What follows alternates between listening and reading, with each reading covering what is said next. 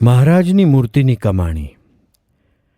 પછી ઉતારે ગયા ત્યારે મગનલાલે ભગતજી માટે ખીર તથા રોટલી બનાવ્યા હતા.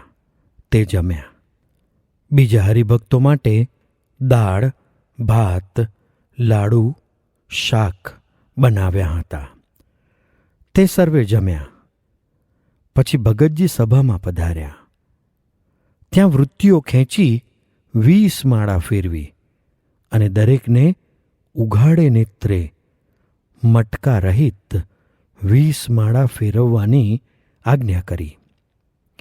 પછી કૃષ્ણ સ્વરૂપદાસજી કહે, આમ વૃત્તિઓ ખેંચી માળા ફેરવવી એ કંઈ રમત વાત નથી અને આ તો મોટાની પ્રસાદી છે.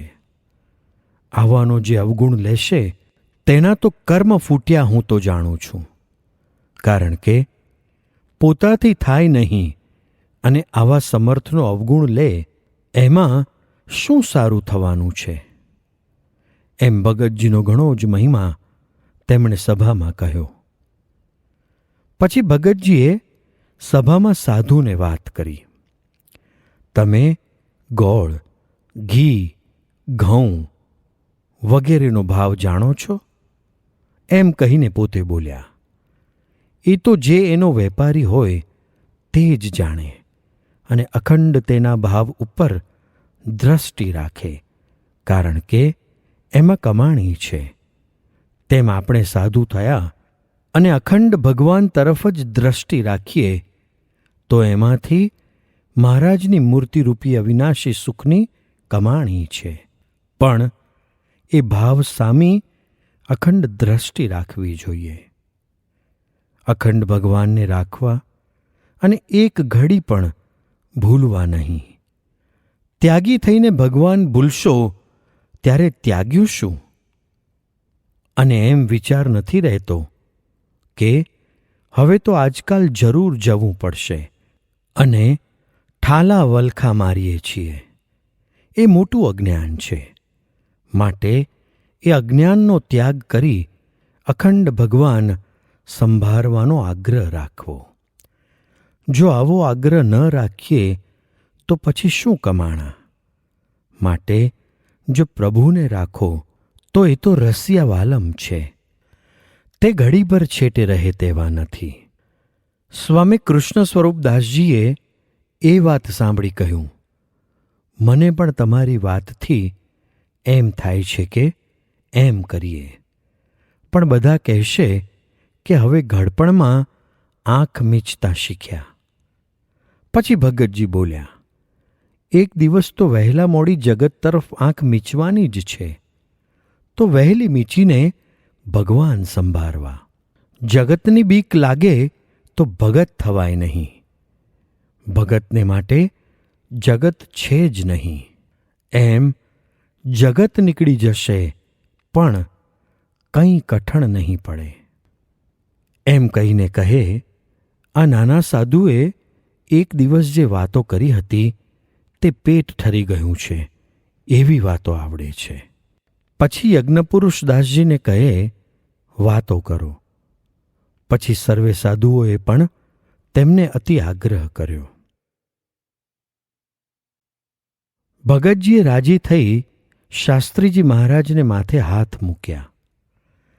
ભગતજીનો આગ્રહ અને મરજી જોઈને શાસ્ત્રીજી મહારાજ શ્રી યજ્ઞપુરુષ દાસજીએ વાત કરી કે અતિ દુર્લભમાં દુર્લભ મનુષ્ય દેહ છે.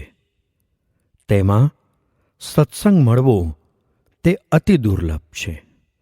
તેમાં પણ એકાંતિક બ્રહ્મનિષ્ઠ સંતને ઓળખીને તેમનો સમાગમ કરવો તે અતિ દુર્લભ છે.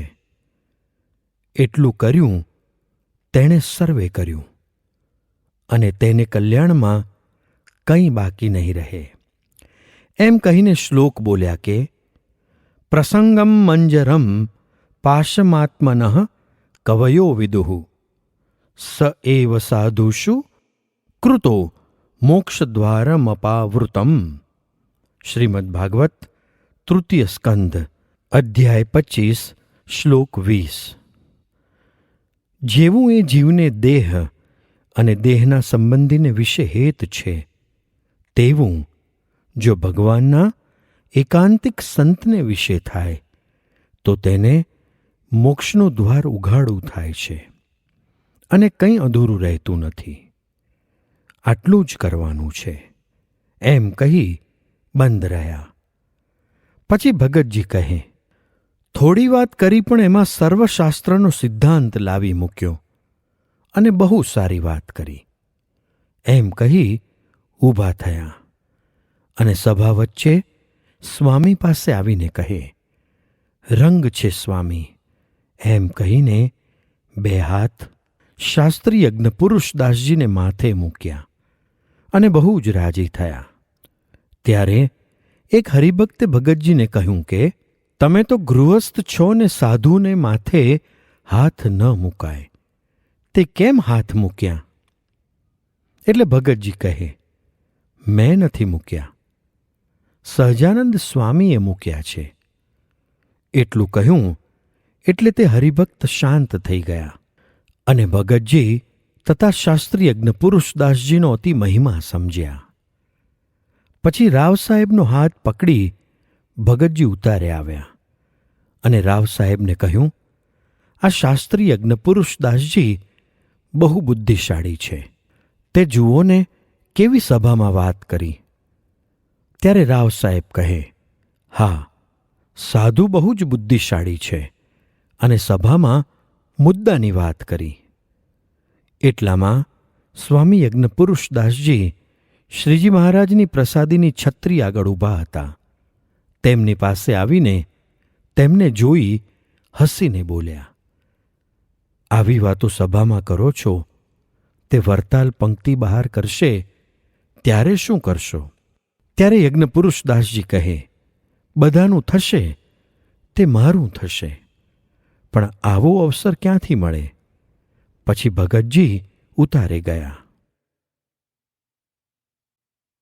મરજીવો થાય ત્યારે આ માર્ગે ચલાય. બીજે દિવસે ભગતજી સવારમાં નાહી પૂજા કરી સભામાં આવીને બેઠા અને ત્યાં ધર્મ, જ્ઞાન, વૈરાગ્ય અને ભક્તિની બહુ જ વાતો કરી અને કહ્યું, જ્યાં સુધી આ જીવને વિષયમાં ગુણ ધ્યાન છે અને લીલાડો છે ત્યાં સુધી વિષય વળગ્યા છે, પણ દોષ ધ્યાન થાય અને વેર બંધાય તો વિષય પરાભવ કરે, એ બિચારા બકાલથી શું થવાનું છે? પણ જીવ શૂરવીર નથી થતો અને જે શૂરવીર હોય તેનાથી જ ઇન્દ્રિયો અંતઃકરણ થરથર કંપ્યા કરે અને ભગવાન છેટે શું જાય? અને એક મટકે અખંડ જાણપણા રૂપ દરવાજે રહીએ ત્યારે તેમાં કોણ પેસી શકે? જ્યારે ભગવાન વિના બીજે વૃત્તિ રહી ત્યારે ત્યાગી થવું નકામું છે.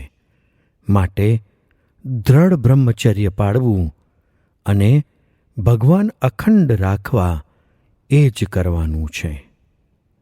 એમ કહી કીર્તન બોલ્યા કે ભક્તિને મોરચે ભડકોઈ આગળે, રણસંગ્રામમાં પગ કોઈ રોપે. પછી કહ્યું, પણ એ માર્ગ જો સહેલો હોય તો સહુ કોઈ ચાલે, પણ મરજીવો થાય ત્યારે એ માર્ગે ચલાય. એમ શૂરવીરપણાની અતિ બળની બહુ વાતો કરી. તેથી સર્વેના રૂંવાડા ઊભા થઈ ગયા અને એવું થઈ ગયું કે જાણે ભગવાન ભૂલીએ જ નહીં એમ વેગ લાગી ગયો. પછી શણગારના દર્શન કરી મહારાજ પાસે પધાર્યા. ભગતજી મહારાજશ્રીના દર્શને આવ્યા એટલે મહારાજે તેમને ગાદી તકીએ બેસાડી હાર આપ્યો અને કહ્યું, તમારા જેવા કોઈ બળવાન પુરુષ દીઠા નથી. 1 મહિનાથી બધા ભેગા છે, પણ નિત્ય નવી ને નવી જ શ્રદ્ધા. આ તે શું કહેવાય? એમ ભગતજીની બહુ જ પ્રશંસા કરી. પછી ભગતજી કહે, આજ તો પોતપોતાના અંગના કીર્તનો બોલો. ત્યારે યજ્ઞપુરુષ દાસજી, મારા વહાલાજી, શું વહાલપ દિશે રે, તેનો સંગ કેમ તજીએ, એ કીર્તન બોલ્યા. વસોવાળા પુરુષોત્તમ દાસ તથા ઝવેરીલાલ, સંતજન સોઈ સદા મોએ ભાવે. જેઠાલાલ, મોહન તારી મૂર્તિ લાગે છે મુને પ્યારી રે, એક નિમિષ ન મેલું ન્યારી. એ મુક્તાનંદ સ્વામીનું કીર્તન બોલ્યા. પછી શાસ્ત્રી યજ્ઞપુરુષ દાસજીને કહે, તમે થોડી વાતો કરો. પછી મહારાજે પણ આજ્ઞા કરી. ભગતજી અને મહારાજની આજ્ઞા થઈ એટલે શાસ્ત્રીજી મહારાજે વાત કરી. ધર્મસ્ત્યાજ્યો ન કૈશ્ચિત સ્વનિગમ વિહિતો વાસુદેવે ચ ભક્તિર્દિવ્યકારે વિધેયા સિતઘનમહસી બ્રહ્મણૈક્યમ નિજસ્ય નિશ્ચિત્યવાન્યવસ્તુન્યણુમપી ચ રતિમ સંપરિત્યજ્ય સંતસ્તન્માહાત્મ્યાય સેવ્યા ઇતિ વદતિ નિજાન ધાર્મિકો નીલકંઠઃ. એ શ્લોક બોલીને કહ્યું. ગોપાળાનંદ સ્વામીને બીજા સાધુએ પૂછ્યું, જે શ્રીજી મહારાજનો સિદ્ધાંત હોય તે કહો. ત્યારે સ્વામી કહે, આખા સત્સંગી જીવનનો સિદ્ધાંત શ્રીજી મહારાજે શ્રીવાસુદેવ વિમલામૃતધામ વાસમ એ અષ્ટકમાં કર્યો છે. અને તેનો સિદ્ધાંત જે આ છેલ્લો શ્લોક છે તેમાં છે કે, હે સંતો, વેદાદિ સત્શાસ્ત્રોએ પ્રતિપાદન કર્યો એવો જે ધર્મ તેનો દેહનો પાત થાય તો પણ ત્યાગ કરવો નહીં, અને પોતાના આત્માની અક્ષર બ્રહ્મ સાથે એકતા કરી તે પરમાત્મા સિવાયની બીજી વસ્તુમાં અલ્પ પણ પ્રીતિ કરવી નહીં, અને એવી રીતના જે ધર્મ, જ્ઞાન, વૈરાગ્ય અને ભક્તિયુક્ત જે સંત, તેની મહિમાએ સહિત સેવા કરવી. એવી ભક્તિ ધર્મના પુત્ર શ્રી નીલકંઠ વર્ણીની આજ્ઞા છે. આ સિદ્ધાંત એ મહારાજની આજ્ઞા છે.